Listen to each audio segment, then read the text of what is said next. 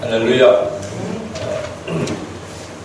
이제 대면 예배 수도권에는 10% 좌석수에 비수도권에는 20%.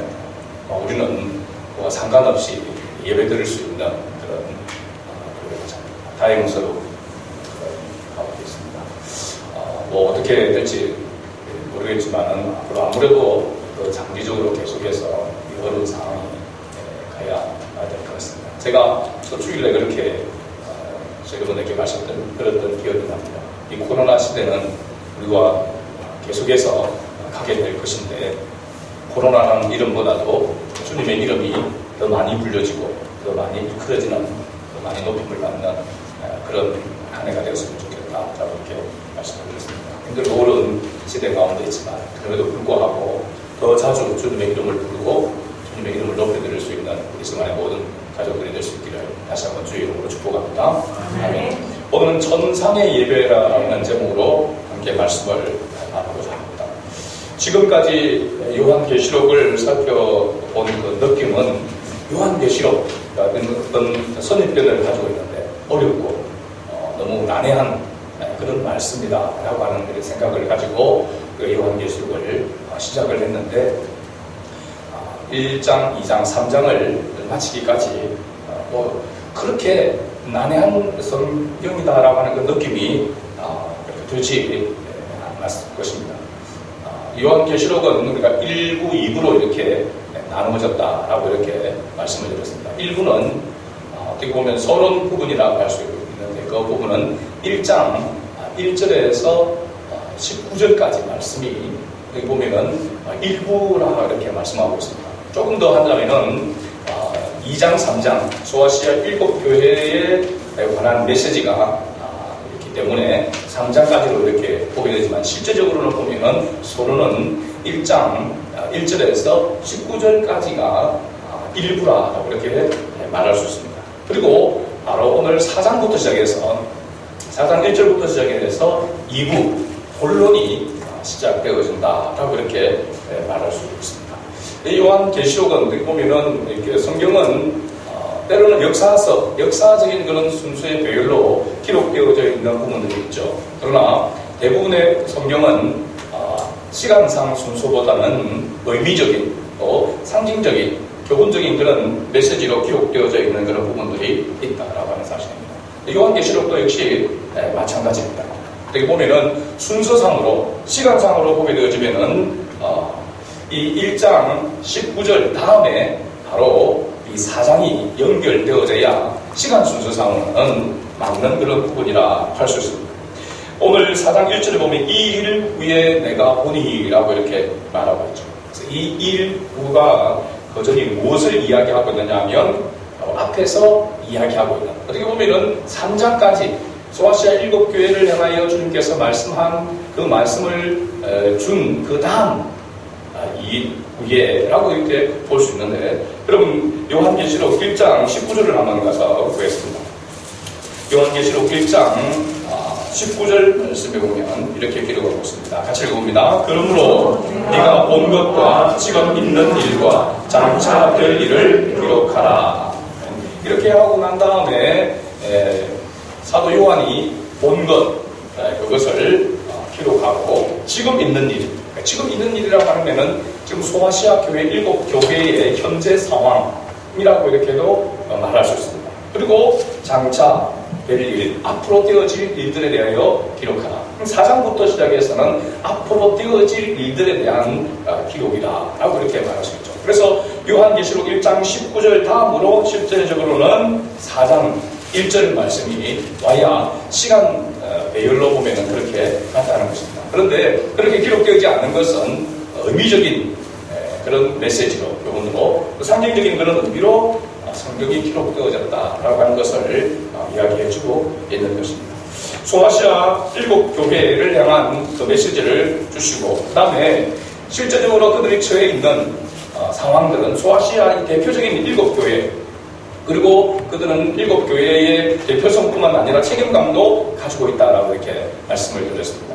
모든 그 당시 주님의 이름으로 세워진 주님의 몸된 교회들을 말하고 있고 그 교회들의 상황이 여러 가지로 내적으로 외적으로 어려운 상황 가운데 있다. 그래서 절망하고 낙심할 수밖에 없는 그런 상황 가운데 있는데, 그런 가운데 있는 성도들을 향하여, 그리스도인들을 향하여 사도 요한을 통해서 주님께서 소망의 메시지를 바로 주시는 것입니다. 그것은 이제 앞으로 장차될 일들에 대해서, 그리고 우리의 구원이 어떻게 완성되어지는 그런 부분에 대하여서 이제 말씀해 주고 있는 것이죠. 그래서 1장부터 3장까지는 그렇게 몇몇 부분 빼고는 난해한 그런 구절들이 없었는데, 이 4장부터 오늘 본문을 읽어보니까 사실은 1절부터 마지막 11절까지 읽어야 되지만 6절까지만 읽어도 이게 무슨 소리인지 무슨 말인지 이해하기가 그냥 읽어서는 이해하기 어려운 그런 난해한 그런 구절로 되어 있습니다. 사실 난해하다라고 하는 것은 이 의미가 문자적인 그 의미보다도 상징적인 의미를 가지고 있기 때문에 그렇습니다. 계시록이라고 하는 것 자체가, 묵시록이라고 하는 것 자체가 상징성을 가지고 있기 때문에, 상징적인 메시지를 가지고 있기 때문에 무엇을 상징하는가라고 하는 것만 알게 되어지면 그냥 우리가 이해될 수 있는 그런 부분들입니다. 그런데 이 상징적인 부분을 알지 못하고 그냥 문자적으로만 보면 이해할 수 없는 난해한 그런 말씀으로 이렇게 되어 있다는 것입니다. 그리고 또 우리가 한 가지 염두해야 될 그런 부분은, 사실은 이 요한계시록은 난해한 그런 구절들이 있고 단어들이 있기 때문에 그에 대한 견해들이 제가 주석을 이렇게 보면서 연구를 해보니까 최소한 3가지 이상 견해들이 있습니다. 여러 가지 그런 견해들이 있는데, 그런 견해들 가운데 문맥상으로 볼 때 가장 합리적이고 가장 합당한 그러한 해석들. 그래서 여러분들에게 그 견해들에 대해서 일일이 다 하면 너무나도 분량이 많아지게 되어지고 또 헷갈릴 수 있는 그런 부분도 있어서, 제가 그 여러 가지 난해들 가운데서 문맥상으로 본문에 비추어서 볼 때에 가장 합당하다라고 하는 해석만을 취하여서 여러분에게 말씀을 전한다라고 하는 사실을 여러분들이 염두해 두면 좋겠습니다. 그래서 오늘 말씀에 보면은 이 4장에서 상징하고 있는 의미가 무엇인가, 이 단어들이 상징하는 의미가 무엇인가라고 하는 것을 먼저 한번 간단하게 살펴보고, 그 다음에 이 본문을 통해서, 이 4장을 통해서 주님께서 그 당시 성도들에게, 그리고 오늘 우리에게 오고 오는 성도들에게 주시는 그 메시지가 무엇인가 하는 것을 살펴보고자 합니다. 오늘 4장 1절에서 이 일부에 내가 보니, 누가 봤다는 겁니까? 사도 요한이 보았다는 것이죠. 그래서 1장 1절에도 사도 요한에게, 사도 요한이 찾아간 것이 아니고 사도 요한에게 누가 찾아왔습니까? 천사가 찾아왔다. 보면은 사도 요한에게 누가 말하고 있는가라고 할 때에 그의 천사가 사도 요한에게 말하고 있다라고 하는 것을 요한계시록 1장 1절에 보면 이렇게 알 수 있습니다. 그런데 이 천사가 단순히 엔젤이 아니라 뭐라고 했습니까? 엥겔로이라고 하는, 기억납니까? 엥겔로이라고 할 때에 그 의미는 뭐냐면, 단순한 이렇게 우리가 생각하는 건 천사가 아니라 사신, 메신저라 이러겠습니다. 메신저. 왕이 보낸 메신저라고 하는, 사신이라고 하는 그런 의미가 있습니다. 그러니까 왕이 보낸 사신은 왕의 뭘 가지고 가는 겁니까?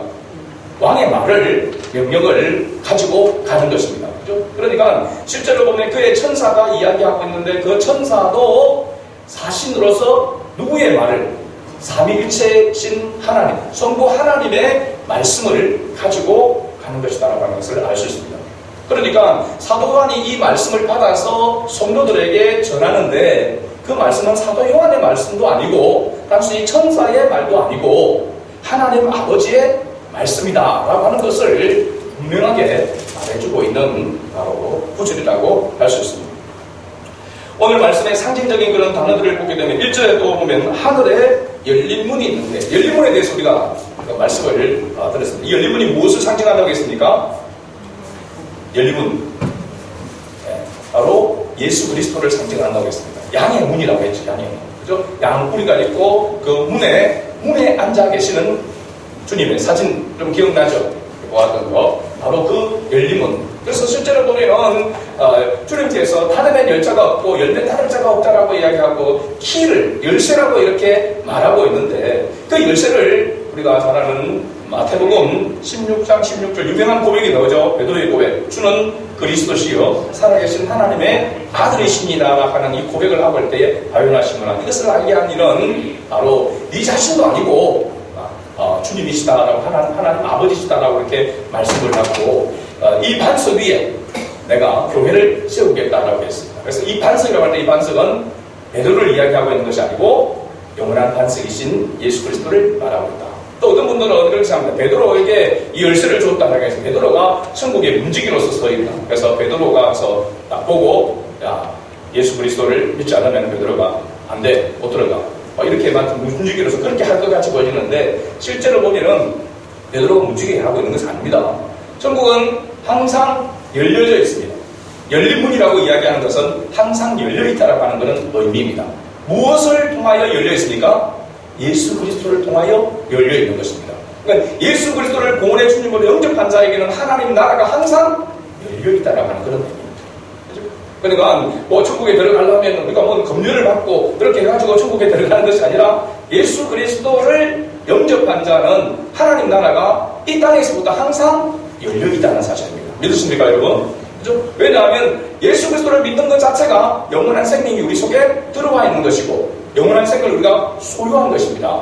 그래서 우리 그 사람은 육신은 죽게 되어지고 썩어져 없어지더라도 그 영은 하나님과 함께 영원히 거한다고 말하고 있고 부활의 때에 부활체로 부활하여서 주님의 나라에서 영원토록 주님과 함께 왕노릇할 것이다 라고 성경은 우리에게 말씀해 주고 있는 것입니다. 그래서 예수 그리스도를 영접한 자마다 이미 예수 그리스도를 통하여 하나님의 나라가 열려있다라고 하는 사실입니다. 그래서 우리가 지금도 주님의 이름을 부르고 예수 믿는 우리가 주님의 이름으로 구하면 하나님께서 응답하신 것. 두드리는 것과 열리는 것이 동시다발적이라고 했습니다. 그렇죠? 그래서 주님은 항상 우리가 필요할 때만 주님을 두드리는 것이 아니라 주님을 찾는 것이 아니라 항상 함께 하기를 원하신다고 했죠. 그렇죠? 주님과 더불어 먹고 마시는 주님과 가족이 되어서 함께하는 삶을 주님이 원하신다고 했습니다. 그래서 언제나 어느 곳에서나 주님의 이름을 부르고 주님과 함께 하는 삶, 주님과 함께 누리는 그러한 영생을 맛보고 누리는 삶을 주님은 원하신다고 했습니다. 그것이 바로 성숙한 그리스도인의 모습이다라고 이렇게 말씀드렸죠. 그래서 여기서 열린 문이라고 할 때 이 문은 예수 그리스도를 말하고 있는 것, 상징하고 있는 것이고 예수 그리스도를 통하여서 항상 하늘의 문이 천국의 문이 열려있다라고 하는 것을 말해주고 있습니다. 그 다음에 사도 요한이 들은 나팔 소리 있습니다. 우리가 오늘 본문을 보게 되면은 유의해서 봐야 될 그런 단어가 나오는데 뭐냐면 같고라고 하는 단어입니다. 같고 같더라라고 하는 그런 단어가 많이 반복해 나옵니다. 그러니까 실제로 사도 요한이 나팔 소리를 들은 것입니까? 나팔 소리 같은 음성을 들은 것입니까? 빵빠라빵빵빵 하는 나팔 소리가 아니라 그 나팔 소리가 들리는 것처럼 크고 명확하게 정확하게 들렸다라고 하는 그런 의미입니다. 그래서 사도 요한에게 이 말씀의 메신저이신 천사가 이야기할 때에 사도 바울은 나팔 소리 빵빠라빵빵 하는 이 나팔 소리가 들렸다는 것이 아니라 뭐가 들린 것입니까? 말씀이 들린 것입니다. 음성이 들렸다고 했습니다. 그렇죠? 음성이 들렸다. 나팔 소리 같은 음성으로 들렸다. 크고 분명하게 들렸다라고 하는 것을 말해주고 있습니다. 그 음성이 사도 요한으로 하여금 뭐라고 말하고 있습니까? 이리로 올라오라. 그렇습니다. 이리로 올라오라. 이리로 올라오라는 말은 어디로 올라오라는 것일까요? 천상으로, 하나님 나라로, 위로 올라오라. 우리 그렇게 생각할 수 있습니다. 그런데 실질적으로는 보면 이것이 위로나 아래로나 이런 방향적인 그런 부분으로서 이리로 올라오라 하는 그런 의미가 아니라 상징적인 의미는 뭐냐면 주님의 말씀 속으로, 계시 속으로 들어오라라고 하는 그런 의미가 있습니다. 그래서 여러분 에스겔도 환상을 본 그런 부분이 이제 에스겔, 다니엘서 선지자들이 주로 주님의 음성을 듣고 말씀을 듣고 또 환상을 보고 그렇게 예언하고 했던 그런 말씀들이 우리가 있음을 봅니다. 에스겔서 47장에 보게 되면 성전 문지방에서부터 흘러나오는 그 물이 처음에는 청량을 하니까 어디까지 왔다 했습니까? 발목까지 이르렀다라고 했습니다. 발목까지. 그 다음에 다시 청량을 하니까 무릎까지. 그 다음에 어디까지? 허리까지 와. 그 다음에는 목까지가 아니고 헤엄칠 물이 되어졌다라고 했습니다. 완전히 물에 잠겼음을 이야기하고 있습니다. 여기 성경에서 문지방에서 흘러나오는 그 물은 뭘 이야기했냐면 하나님의 말씀을 이야기합니다. 말씀. 그럼 말씀이 발목까지 이르렀다고 한다는 것은 발목까지 물이 있으면 짜박짜박한 거죠. 그죠? 그러면 자기 마음대로 걸어 다닐 수가 있습니다. 무릎까지 오면 조금 불편하더라도 얼른 걸어 다닐 수도 있습니다. 자기 의지대로. 허리까지 와도 막 조금 힘들더라도 뒷둥거리면서 자기 의지로 갈 수가 있습니다. 그러나 잠기면 어떻게 될까요? 자기 의지대로 움직일 수가 없는 것은 헤엄을 쳐야 된단 말이에요. 물의 부르게 맡겨야 된다는 것이죠. 뭘 이야기하냐면 우리가 하나님의 말씀을 받되 하나님의 말씀 속에 살아가되 어린 아이와 같은 그런 갓난 아이와 같은 모습은 발목 가운데 있는 것이죠. 하나님의 말씀을 자기의 의지대로 자기가 원하는 대로 적용시키려고 하는 그런 우리를 범하게 됩니다. 철저하게 어떻게 보면 아직까지도 자기중심적이죠. 자기중심적. 하나님을 자기가 원하는 대로 자기가 원하는 대로 하나님을 이용하려고 하는 그런 모습들이 많습니다. 그래서 엥 울면 저들을 달라고 하는 것이고 조금만 배고파도 조금만 뭔가 안 좋아도 엥 울면은 해결할 수 있는 그런 모습, 갓난 아이와 같은 그런 모습이라고 할 수 있죠. 그러나 장성한 분량이 되어서 말씀의 사로잡히게 되어지고 말씀에 온전히 잠기게 되어지면 자기의 의지대로 가는 것이 아니라 하나님의 말씀이 인도하는 대로 말씀이 이끌는 대로 온전히 따라가는 그 모습이 바로 계시 속으로 들어가는 것입니다. 하나님의 말씀 속으로 들어가는. 그래서 우리가 신약에서 성령의 충만함이라고 할 때 그 충만함은 어떤 감정이 막 하고 속에서 막 열이 확 올라오고 막 환상을 보고 하는 것이 성령 충만이 아니라 하나님의 말씀이 충만하고 그 속에 그리고 하나님의 말씀에 의해서 다스려지는 그것이 바로 성령 충만이라고 했습니다. 우리의 신앙은 어디에 머물러 있는지 한번 봐야 되겠죠. 살펴봐야 되겠죠. 아직까지 내 의지대로 내가 원하는 대로 하나님을 그렇게 이끌어가기를 원하고 하나님의 이끌으심에 의해서 내가 순종하고 따라가는 삶이 아니라 내 의지대로 하나님을 이끌어가려고 하고 내가 원하는 것을 하나님께 받으려고 하는 그와 같은 신앙의 모습에 있는 것은 아닌가 그 자신들을 살펴봐야 되죠. 하나님의 말씀에 잠겨서 하나님의 말씀이 이끌으시는 대로 아멘하면서 따라가는 그 신앙이 바로 성숙한 신앙입니다. 사도 요한이 지금 그와 같은 모습으로 갔다는 겁니다. 이제는 자기 의지가 아니라 자기 생각은 내 가운데 없고 온전히 성령에 감동되어져서 온전히 하나님의 말씀에 완전히 잠겨서 그 말씀에 지금 잠겨있는 그래서 이끌림 바되어 있는 그런 상태를 이야기하고 있는 것이죠. 우리도 이와 같은 은혜가 있기를 원합니다. 목회자인 저도 마찬가지고 여러분들도 마찬가지고 오늘 이 시대를 살아갈 때에 자기 의지대로 자기 힘으로 자기 주관으로 살아가려고 하지 않냐고 말씀에 온전히 맡겨지고 말씀에 온전히 이끌림을 받는 그 삶 그건 날마다 우리의 가치관이 우리의 생각이 주님께 사로잡히지 않으면 주님께 있지 않으면 불가능한 것입니다. 매일매일 그래서 매 순간순간 주님의 이름을 불러야 되고 성령의 인도하심을 받아야 되고 하나님의 말씀을 끊임없이 주야로 묵상하는 그런 삶이 되어야 될 줄로 믿습니다. 사도 요한이 주님의 말씀 속으로 온전히 잠겨 들어갈 때 주님께서는 이후에 마땅히 일어날 일들을 내가 네게 보이리라 라고 이렇게 말씀합니다. 그리고 2절에 보면 사도 요한이 곧 성령에 감동되었더니 바로 이 성령에 감동되었다는 이 말이 이로 올라오라 계시 속으로 말씀 속으로 들어간 것과 같은 그런 모습입니다.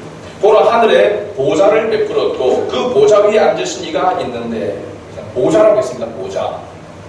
이 사도 요한에게 주님께서 이 메시지를 주시는 주님께서 보좌라고 하는 이 의미는 그 당시 사람들이 생각할 때만 하더라도 보좌 하면 그들의 가장 먼저 떠오르는 장면이 바로 뭐냐면 로마 황제가 앉아있는 그 보좌를 이야기합니다.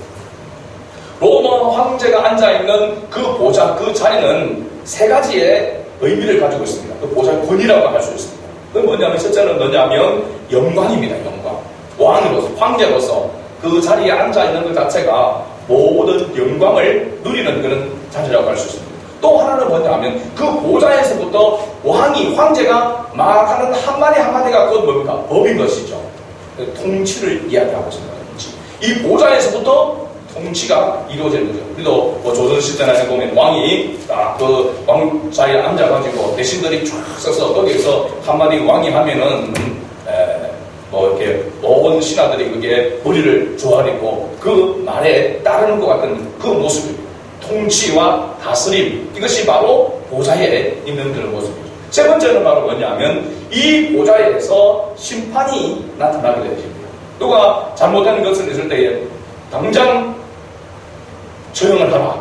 그러면은 거기서 왕이 내리는 한마디에 의해서 바로 죽게 되어집니다.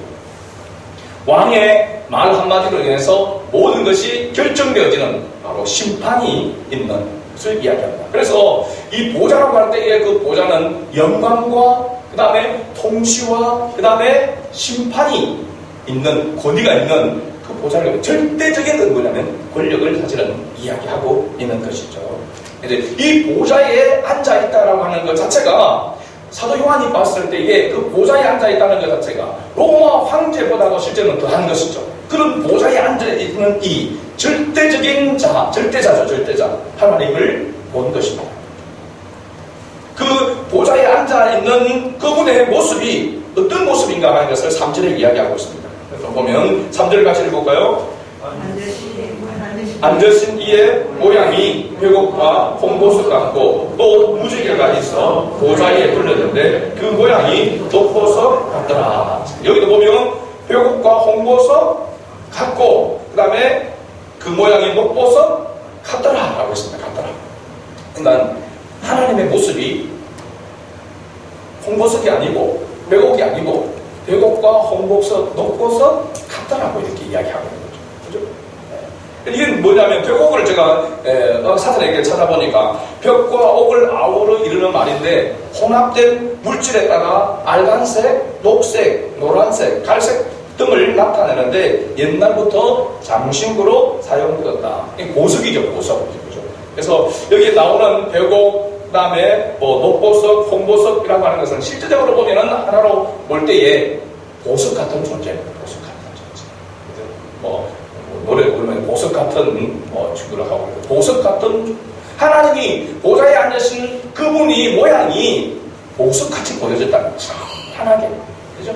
이 세상에 가장 그 당시 아름다운 가장 가치 있고 아름다운 것으로 비교하려고 하니까 보석같이 그렇게 비교할 수밖에 없는 그런 모습이다라고 하는 것이죠. 타이완, 대만에 가니까 박물관이 있는데 그 박물관에서 가장 비싼 보석이 뭐냐면 옥이더라고. 이게 중국 이쪽 대만 쪽에 보면은 옥으로 이렇게 뭔가를 만들어 놓은 데는 참 많습니다. 네, 그래서 가장 값진 가장 비싼 옥인데 조금 실망한 게 뭐냐면 생긴 게 뭐가 똑같냐면 배추입니다. 배추 한 옥이 있잖아요. 배추 한번 보여주면 좋은데 사진 찍은 게 제가 아마 잘 느낌이 있을 텐데 똑같이 배추입니다. 배추 모양이에요. 근데 그 보석이 가장 비싼 그런 보석이라 이렇게 이야기하더라고요. 이 보석에 보니까 보면은 배추의 끝 모습은 녹색, 그래서 초록색이든 모습도 있고 또 안에는 뭐냐면 황금색적인 노란색인 모습도 있고 제가 볼 때 여기에 이야기하고 있는 이 보석과 비슷한 것 같아요. 이 모습과. 그래서 거기에 초록색도 있고 노란색도 있고 하여튼 여러 가지 색깔이 어우러져 있는 보석 같은 그런 모습입니다. 그런데 그 보좌에 앉으신 그 보좌에 뭐가 둘러져 있다라고 이야기했습니까? 뭐가 둘러져 있다고 했죠? 무지개가 있어라고 했습니다. 무지개. 7색깔 무지개. 무지개가 요즘은 이렇게 잘못된 이미지로 이렇게 동성애자들 보니까 무지개를 이렇게 표시를 상징을 이렇게 합니다. 이 무지개는 우리가 잘 알지 무지개는 언제 성경에 나타납니까? 노아 홍수 후에 하나님께서 다시는 물로 심판하지 않겠다라고 하는 그런 언약, 약속으로서 바로 이 무지개를 보여준 것입니다. 그래서 무지개라고 하는 것 자체가 하나님의 언약을 상징합니다. 그 보좌에 그 찬란하게 보석같이 앉아있는 그분, 절대자, 그분을 둘러서 뭐가 있다는 겁니까? 무지개가 이렇게 흘려있다는 것입니다. 그 무지개의 모습은 바로 뭘 이야기하냐면 하나님의 언약의 하나님이다라고 하는 것을 상징적으로 보여주고 있는 것이죠. 우리가 잘 아는 이사야서에 보면 이사야 6장에서 보좌 앞에 앉으신 그것을 이사야 선지자가 보게 되었습니다. 이사야 선지자가 보았던 그 보좌에 앉으신 주님의 모습, 바로 그런 어떤 여기에 보여지는 모습은 뭐냐면 상징적인 그런 모습으로 나타나 있는데 하나님의 임재를 이야기하고 있습니다. 하나님의 임재, 사실은 하나님의 얼굴을 우리가 볼 수가 없습니다. 그죠? 사람은 하나님의 얼굴을 볼 수가 없습니다. 근데 그 너무나도 빛나는 광채, 그 앞에 그 얼굴을 보고 볼 수, 마치 우리가 태양을 보더라도 태양을, 눈을 똑바로 두고 밝은 태양을 바로 이렇게 쳐다보기가 어렵잖아요. 그죠? 한번 쳐다보고 나면은 멍해지죠. 잘 안 보입니다. 제가 이렇게 테니스를 쳤는데, 테니스에 있는 중에 로브라고 있습니다. 공중으로 공을 높이 띄워주고 있습니다. 그럼 이게 스매싱을 딱 때려야 되는데, 거기 햇빛에 딱 들어갈 때가 있어요. 안 보여. 그러면 헛질을 하는 거죠. 그런 거와 마찬가지로 우리가 태양을 이렇게 한번 보고 나면, 또 밑으로 보면 잘 안 보입니다. 그 태양을 봐도 그러는데, 어떻게 보면 태양보다도 더 밝은, 더 빛나는 주님 하나님을 우리 눈으로, 인간의 눈으로 볼 수가 없습니다. 그래서 그런 어떤 모형, 상징적인 그런 모습으로밖에 표현할 수 없는데, 그 상징적인 그 모습은 곧 뭘 했냐면 하나님이 이곳에 함께하고 있다라고 하는 그런 임재의 의미를 말해주고 있는 것입니다. 그래서 보좌에 앉으신 그 보좌에 무지개가 하는 그 모든 이 여기에 나오는 이 모습은 우리가 이 땅에서 볼 수 없는 그런 모습이고, 이 모습 속에 하나님이 임재하여 있다라고 하는 것을 나타내고 있는 것입니다. 그 다음에 4절에 보면 또 보좌에 불려 24 보좌들이 있고, 그 보좌들 위에 24 뭐가 있다고 했습니까? 장로들이 흰 옷을 입고 머리에 금관을 쓰고 앉았더라. 자, 여기 24 보좌들, 24개 보좌들이고, 그 위에 24개, 거기에 24명의 장로들이 있다고 했습니다. 장로라고 하는 말은 엘드라고 해서 어른이라고 하는 것입니다. 어른, 지도자라고 하는 그런 의미가 있습니다. 지금도 팔레스타인이나 이도 지역에 보면은 엘드라고 하는 이 장로라고 하는 게 교회 안에서, 예배당 안에서 직분으로서 장로가 아니라 마을의 장로들이 있습니다. 지도자들이 있는 것이죠. 그런 의미로 볼 때 이 장로는 무엇을 이야기하냐면 구약에 12지파가 있습니다. 이스라엘의 12지파가 있고, 신약에는 예수님의 12제자가 있습니다. 그래서 구약의 12지파와 신약의 12사도를 상징해서 24 장로라고 이렇게 표현을 하고 있는데, 무엇을 대표하고 있는 것이냐면 바로 오늘날을 보면은 교회 공동체를 상징하고 있는 그런 표현입니다. 그러니까 실제적으로는 24명의 장로들이 있는 것으로 이렇게 보여지지만 무엇을 대표하고 있냐면 모든 그리스도인들, 예수 그리스도로 말미암아 구원함을 입은 교회에 속한, 교회의 지체가 된 모든 성도들을 상징하고 있는 그런 표현입니다. 사실입니다.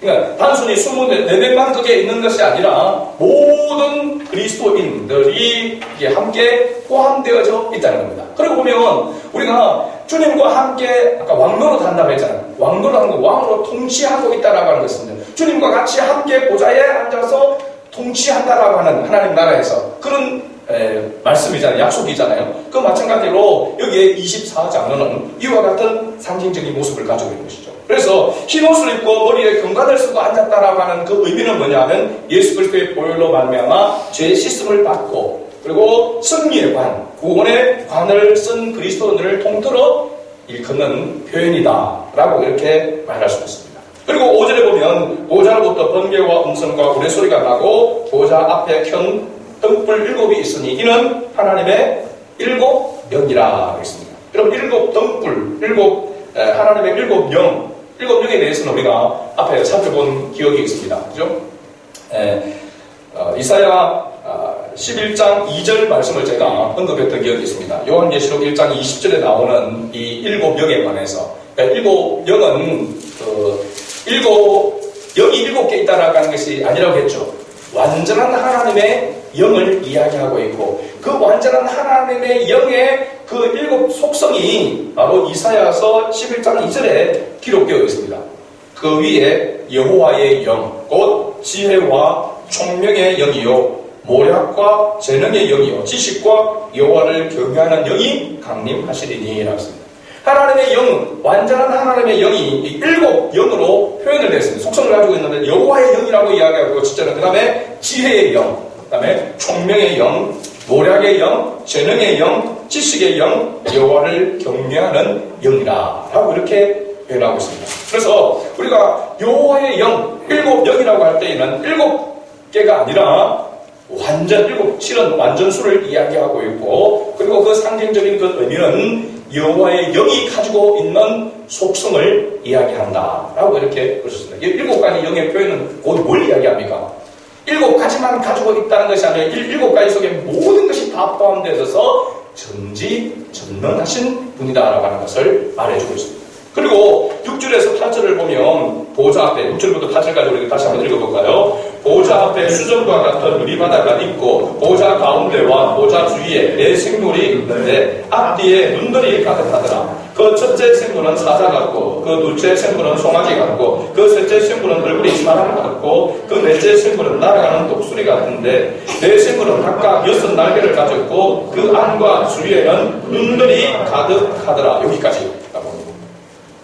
여기에 보면 갖고 이렇게 나오죠. 갖고. 그러니까 실제로 그렇다는 것이 아니라 상징적인 의미를 가지고 있다라고 하는 것을 항상 두어야 됩니다. 그래서 천국은 유리바다로 되어 있다 하더라. 아닙니다. 유리바다가 아닙니다. 네. 유리바다와 같은 곳이라고 하는 것을 수전과 같은 유리바다가 같은이라고 이렇게 표현을 하고 있습니다. 그렇죠? 그리고 그 보좌와 보좌 주위에 네 생물이 있다. 앞뒤에 뭐가 가득하더라 했습니까? 눈들이 가득하더라. 보는 눈이 가득했습니다. 눈들이 가득하더라. 라고 하는 것을 우리가 보고, 그 다음에 이 네 생물의 모양이, 첫째는 사자, 둘째는 송아지, 셋째는 사람, 넷째는 독수리 같다. 라고 그렇게 이야기했습니다. 여러분, 이 네 생물에 대한 예언은 어디에도 나오냐면 에스겔서에서도 이 네 생물에 관한 예언이 나옵니다. 에스겔서 1장 4절에서 11절에 보면은 나오는데, 거기는 뭐라고 기록하냐면 네 생물의 얼굴과 날개는 이러하니 사람, 사자, 소, 송아지, 소, 그 다음에 독수리의 얼굴이라고 이렇게 여기 요한계시록에서 사도 요한이 본 것 같은 똑같은 그런 모습을 에스겔 선지자도 보았고 그 예언에 나와 있습니다. 그런데 중요한 것은 이 네 생물이 네 마리, 네 모습, 네 각각의 게 아니라 서로 넷이 분리되어 있지 않고 한 덩어리로 되어져 있다라고 하는 것입니다. 그러니까 실제로는 각각의 네 생물이 아니라 이 넷의 성격을 다 지닌 어떤 존재를 암시하고 있는 것이죠. 그래서 여기에는 간단하게 사도 요한이 본 부분은 이렇게 갖고라고 기록하고 있지만 에스겔서에서 에스겔 선지자가 볼 때는 좀 더 디테일하게 기록되어 있는 부분이 이 넷이 각각 분리되어 있지 않고 한 덩어리가 되어져 있다라고 하는 이 부분을 이야기하고 있습니다. 그러니까 넷의 성격을 지닌 그런 어떤 존재를 이야기하고 있는 거죠. 네 생물은 바로 뭘 말하고 있냐면 천사를 이야기하고 있습니다. 천사. 자, 이 네 생물의 첫째는, 그러니까 이 사자라고, 첫째는 사자라고 했습니다. 사자가 가지고 있는 그 속성, 그 어떤 뭐 기질이라고 할까요? 그 부분을 우리가 봐야 되는 것이죠. 이 네 생물이 사자 같고라고 했는데 사자의 얼굴을 갖고 있는 것이 아니라 사자가 가지고 있는 그 기질을 가지고 있다는 겁니다. 예를 들어서 출애굽하는 이스라엘 백성들이 그들을 추격해오는 애굽의 군대를 홍해에서 전멸시킬 때에 성경에 보면 여호와 하나님을 가리켜서 힘센 사자와 같이 능한 일을 행하셨다라고 이렇게 표현하고 있습니다. 그러니까 하나님께서 행하신 그 일이 사자가 먹이를 움켜쥐는 것 같은 그와 같이 힘센 강력한 힘으로 하나님께서 그렇게 하셨다라고 하는 것입니다. 하나님이 사자가 아니고, 그죠? 사자가 가지고 있는 그 힘셈을 이야기하고 있는 것입니다. 그래서 하나님의 속성 중에 전능하신 힘, 이것을 부각하는 바로 언어적인 그런 표현이다라고 이렇게 말할 수 있는 것이죠. 이 힘이 하나님의 임무를 수행하는 존재인 천사들에게 부여되고 있다라고 하는 그런 의미입니다. 두 번째, 송아지. 성경 전체에서 보면 이 송아지는 인간을 섬겨주고 인간을 위해서 희생하는 짐승으로 그렇게 그려집니다. 그래서 농사지을 힘을 제공하고 또 결국은 재물이 됩니다. 하나님이 우리를 위해서 섬김과 희생의 사역을 천사들에게 위탁하였다라고 하는 그런 바로 상징적인 의미가 송아지로 표현되어 있습니다. 셋째는 뭐라고 했습니까? 사람입니다. 이 땅에 하나님께서 창조한 피조물 가운데에서 가장 지혜로운 존재가 사람입니다. 아무리 원숭이가, 아무리 뭐 침팬지가, 아무리 구간조가, 뭐 그렇게 아무리 골고래가 뭐 이렇게 노래를 부르고 뭐 하더라도 인간보다 지혜로운 동물은 없습니다. 그죠? 이 세상에 짐승은 없습니다. 그러니까 왜 인간이 가장 지혜롭고 그래서 이 모든 것을 다스릴 수 있도록 하나님께서 그런 권한을 주셨는가라고 할 때에 인간은 짐승들과 다르게 누구의 형상을 따라 지음을 받았습니까? 하나님의 형상. 그 하나님의 형상 가운데 하나님의 그 지혜를 인간에게 주었다라고 하는 사실입니다. 그래서 하나님의 지혜를 전달하는 막중한 심부름을 바로 그룹 천사들에게 맡기시면서 인간의 모습으로 표현한 것입니다. 그래서 아브라함에게 또 롯에게 찾아왔던 그 천사의 모습대로 기억납니까? 그 천사가 어떤 모습이었습니까? 독수리의 모습이었습니까? 아니면 사자의 모습이었습니까? 사람의 모습이었습니까? 사람의 모습으로 와서 메시지를 주었습니다. 왜 천사가 사람의 모습으로 나타났지? 사자로 왔던 것 같으면 사자가 와서 말할 때는 잘 안 받아들일 수 있잖아요. 사람의 모습으로 와서 이야기를 하니까 사람의 모습인데 보통 사람과는 다른 그런 모습이죠. 그래서 하나님의 왜 천사라고 하는 생각을 하게 되고 그 메시지를 받아들이게 되었다라고 하는 것을 알 수 있습니다. 그 다음 마지막 네 번째 생물은 날아가는 독수리라고 했습니다. 독수리. 비상하는 독수리. 날개를 쫙 펴고 있는 그 독수리를 이야기하고 있습니다. 그러니까 시골에 가니까 독수리들이 많더라고요. 보니까 강주변 들판에 독수리가 이렇게 탁 앉아있는데 앉아있는 독수리는 정말 이상해요. 그냥 멍청하게 이렇게 앉아가 있는 그 독수리 모습 보니까 그냥 뭔가 하나 그냥 뭐 갖다 놓은 것처럼 그런 느낌입니다. 하늘에서 독수리는 날개를 쫙 펼쳐서 비행을 하고 비상을 하고 있는 그 모습이 독수리의 원래의 모습입니다. 그죠? 이건 뭘 얘기하면 사실 성경에서의 독수리는 초월적인 그런 힘을 가진 그러한 것으로 표현합니다. 천상을 향하여 비상하는 그 모습을 상징하는 그런 모습입니다. 그래서 하나님의 친위대들이라고 해서 이 네 생물이 하나님의 보좌에 있는 친위대들이라고 이야기할 수 있습니다. 이 천사들은 그룹이 하나님으로부터 임무를 받아서 수행하게 되어집니다. 이 네 생물은 자의적으로 자기 의지로 자기 뜻대로 하지 아니하고 반드시 하나님이 움직이는 곳에 함께 움직인다는 사실입니다. 이건 천사, 이 그룹은, 이 네 생물은 완전히 하나님의 다스림 속에 있다라고 하는 것을 이야기하고 있습니다. 그 또 네 생물의 특징이 하나가 뭐냐면 눈들이 가득하다라고 했습니다. 이 말은 뭐냐면 눈이 가득하다라고 하는 것은 모든 것을 볼 수 있다라고 하는 것입니다. 모든 것을 본다라고 하는 거죠. 모든 것을 본다라고 하는 그 의미 속에는 또 뭐가 있냐면 모든 것을 다스리고 통치한다라고 하는 그런 의미도 이렇게 포함되어 있습니다. 그리고 이 네 생물들이 하는 일이 뭐냐? 바로 8절부터 시작해서 11절, 8절, 넷째 줄부터 시작해서 11절까지 기록하고 있는데 이 네 생물들이 뭐 하고 있습니까? 한마디로 이야기하면 하나님을 찬양하고 경배하고 있다라고 하는 것입니다. 하나님을 찬양하고 경배하는데 무슨 내용으로 하나님을 찬양하고 있는가? 그냥 거룩하다라고 하지 아니하고 그 속에 하나님께서 이 세상 우주 만물을 창조하시고 그리고 하나님의 택한 백성을 구원하시고 심판하시고 영광을 받으시는 그 모든 것에 대하여서 그들이 끊임없이 노래하고 있다라는 사실입니다.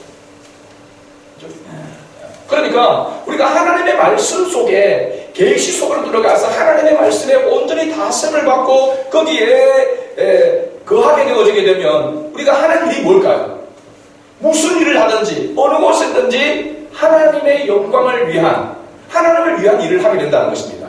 이해가 되십니까 여러분? 그래서 우리가 직장에서나 학교에서나 어느 곳에서든지 어떤 모습으로 어떤 형편에 있든지 하나님의 말씀에 온전히 사로잡혀 있고 성령에 충만하면은 그 모든 일들을 통하여 누굴 높이냐면 하나님을 높이게 된다는 거죠. 하나님의 하시는 일이다. 내가 직장에서도 이런 일을 하면서도 이 일들이 하나님께서 하시는 일이고 하나님께서 도우셨다라고 하는 것을 알게 되어지고 깨닫게 되어지고 그래서 하나님께 모든 영광을 올려드리는 삶을 살게 되는 거예요. 하나님은 그런 삶을 우리에게 요구하고 계시고 그런 삶을 우리에게 원하시는 것입니다. 어떤 부분에서 특정한 부분에서 은혜도 좀 받고 눈물 좀 흘리고 그리고 하나님을 찬양합니다. 이제 하나님을 살겠습니다. 그리고 돌아서면 없고 자기 마음대로 사는 그런 삶이 아니라 어느 때나 어느 곳에서나 어떤 형편에서나 하나님의 이름을 높이고 하나님이 행하시는 것임을 알고 깨닫고 하나님 앞에 영광 돌리는 그 삶을 하나님은 원하신다는 것입니다. 왜 그렇습니까? 이 일이 이 땅에서 하는 삶으로 끝나는 것이 아니라 이 땅에서 그 삶은 어떻게 보면 부분적이라고 할 수 있지만 하나님의 나라에서는 영원토록 우리가 해야 할 일이기 때문에 그렇습니다. 그래서 하나님 앞에 영광 돌리는 삶을 전혀 살지 않은 사람이 하나님 나라에 갈 수 있느냐? 갈 수 없을 뿐만 아니라 가도 적응 못하는 거죠. 그렇잖아요, 그죠? 거기는 온전히 완전한 하나님을 온전히 높이는 그런 곳인데 불평하고 이럴 수 있습니까? 왜 들어왔습니까? 이렇게 하면서 있으면 그곳에 적응할 수가 없는 거죠. 갈 수도 없지만 그래서 온전히 하나님께서 베푸십니다. 그래서 이 어떤 절정이 우리가 어디에서 맛보게 되겠습니까? 살아있는 동안에는 온전하게 그것을 맛보지 못할 것입니다. 주님의 품에 안길 때에 그럼 우리가 그리스도인의 죽음을 하나님께서 귀히 오신다라고 하는 의미가 여기에 있는 것입니다. 이 땅에서 그냥 삶으로서의 그런 끝이 아니라 이 땅의 삶에서 그 완전한 하나님의 통치 아래에 들어가는 그것을 이제 보게 되어지고 맛보게 되는 것이 바로 죽음을 통하여 연결되어진다는 사실입니다. 그래서 그리스도인의 죽음은 복된 죽음이 되는 것이고 하나님께로 영원히 하나님 나라로 들어가게 되는 연결식이 되는 것입니다. 굉장히 중요한 그런 부분이죠. 그러니까 우리가 이 땅에서 그리스도인으로 사는 그 삶이 단순하게 그냥 어떤 한 부분에만 하나님을 인식하고 하나님 원해다 그런 것으로서의 삶이 아니라 완전히 자녀들에게 직장에서 학업에서 어떤 상황과 형편과 여건 가운데서도 주님의 통치 아래 있음을 알고 주님의 이름을 높여드리는 그런 삶이 그리스도인의 삶이라는 사실입니다. 자, 이 네 생물들이 중요한 또 특징 하나가 뭐냐? 6날개를 가졌다고 했습니다. 6날개. 어떤 분들, 신학자들 이렇게 이야기하죠. 왜 천사들이 날개가 있을까? 날개가 있어야 좀 천사같이 보여지지 않겠나. 그렇게 얘기하면, 날개가 2개만 있으면 되지. 날개가 몇 개라고 했습니까? 6날개가 있다고 했습니다. 6날개가 있다라고 하는 그 의미를 볼 때에 상징적인 의미인데, 그 의미는 바로 뭐냐면, 심부름 한다는 것입니다. 심부름. 날개가 바로 심부름을 상징한다라고 이렇게 천사가 다니면서 하나님의 그런 통치, 하나님의 심부름을 하는 그런 역할을 하게 되니까. 그래서 이 날개라고 할 때에 우리가 그리스도인에게 있어서 제가 한번 이런 말씀을 드린 적이 있습니다. 우리 각자에게도 각각의 하나님께서 날개를 주셨습니다. 그럼 날개 있는지 한번 확인해 보십시오. 계단의 밑에 혹시 숨겨져 있는지 모릅니다. 날개. 이 날개가 뭘 이야기하고 있냐면 이 각자에게 우리에게 주신 날개는 재능을 이야기합니다. 재능. 그 재능은 뭐냐면 달란트라고도 이야기하죠. 달란트. 우리 각 사람에게 각각의 하나님이 달란트를 주신 줄로 믿습니다. 그 달란트를 통해서 하나님의 일에 심부름, 하나님의 일에 봉사하고 헌신하게끔 하신다는 사실입니다. 근데 때때로 하나님께서 특별한 날개를 우리에게 붙여주실 때가 있습니다. 달아주실 때가 있다는 사실입니다. 어떤 때냐면 어떤 높은 위치에 그죠? 또 어떤 그런 자리에 직에 우리가 거기에 앉을 수도 있는 것이고 그죠? 그렇게 갈 수도 있는 그런 어떤 부분들이 하나님께서 달아준 날개라고도 볼 수 있습니다. 예를 든다면 여러분 에스더 기억나죠? 에스더가 바로 페르시아 아하수에로 왕의 왕후가 되어집니다. 간택이 되어지게 될 때에 그 과정들을 우리가 에스더를 읽어보게 되면 도저히 간택될 수 없는 그런 부분이잖아요. 근데 하나님께서 그냥 정말 은혜로 이 에스더가 왕후가 되어집니다. 그때 127도를 다스리는 페르시아 제국이었습니다. 엄청난 제국이었죠. 가장 강력한 제국이었습니다. 그 왕후가 된다라고 하는 것은 이건 엄청난 일이죠. 그래서 그때의 유다 민족이 굉장히 어려움에 처하게 됩니다. 위기에 처하게 됩니다. 멸종의 위기에 처하게 됐을 때에 그때 그의 삼촌인 바로 모르드게가 그렇게 이야기합니다. 뭐라고 해요? 네가 지금 왕후가 된 것이 이때를 위함이 아니냐.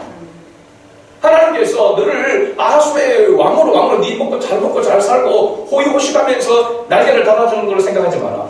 하나님께서 너희 민족을 구원하기 위해서 그 자리에 앉혀주는 줄을 네가 알아야 된다. 그것을 이제 엑소더가 깨닫게 되어지죠. 그러고 난 다음에 뭐라고 고백하면 나갑니다. 내가 죽으면 죽으리라. 내가 죽으면 죽으리라. 그 왕과 되어진 것이 자기의 어떤 그런 영화를 누리는 것이 아니라 바로 하나님의 나라를 위해서 쓰임받는 심부름하는 그런 것으로 하나님께서 날개를 달아준 것이다라는 것이죠. 우리에게도 이런 날개가 달려지기를 바랍니다.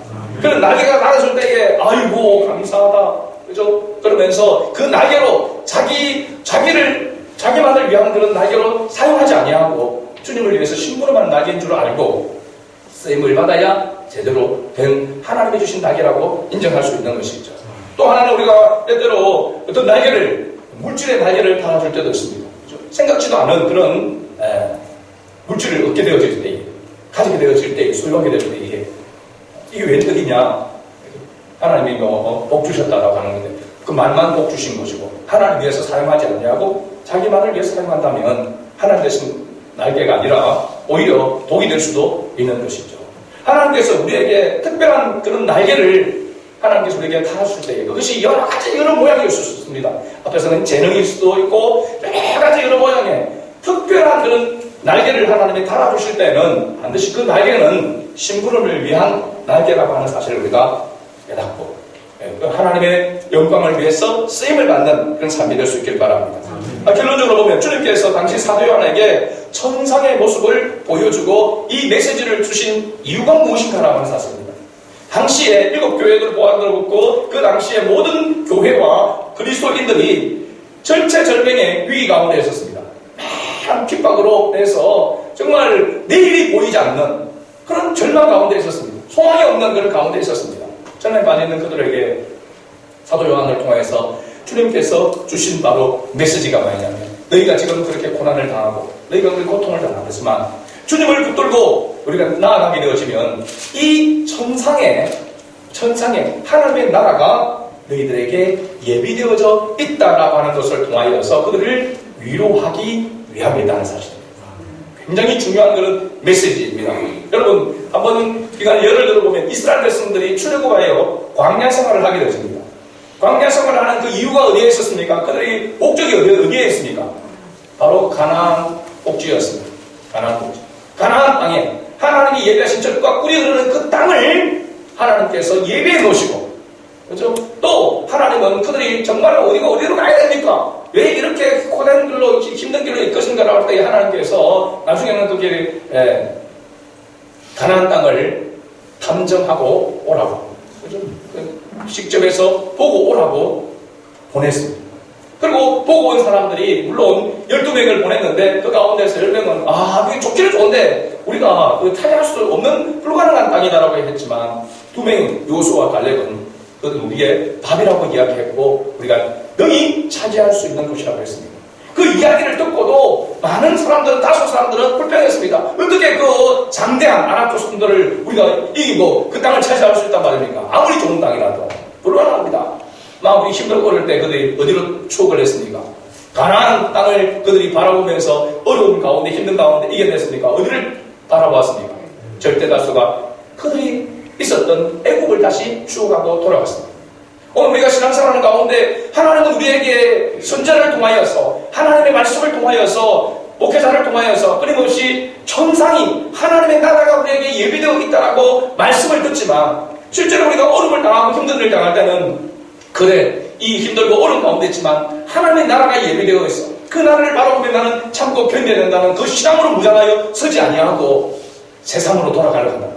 아이고 그냥 예수 안 믿었으면 11주도 안 내고 헌금도 안 하고 그냥 내가 편하게 내가 내 것 더 많이 시작하면서 소유하면서 누리면서 살아갈 텐데 아이고 안 그래도 힘든데 교회까지 이렇게 신앙생활 하면서 매일 힘든 아이고 예수 안 믿는 사람들은 얼마든지 떵떵거리고 잘 먹고 잘 살고 잘 놀고 잘 누리고 살아가는데 그런 사람들이 많아질 것입니다. 코로나 시대에 이미 많아지고 있는 줄로 저는 그렇게 봅니다. 그러나 우리가 믿음의 눈으로 하나님의 은혜를 아는 사람은 어려움이 닥칠 때에 힘든 일이 닥칠 때에 그 당시 사람들이 절대 다수가 그 하나님의 나라 사도 요한이 선포한 이 하나님의 나라를 바라보면서 이겨냈겠습니까? 아닙니다. 소수였습니다. 소수였습니다.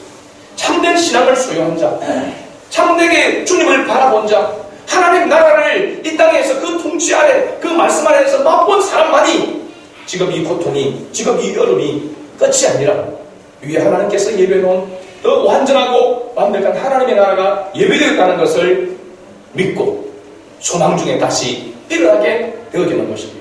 여러분, 우리 성도들이 이와 같은 성도가 되기를 원합니다.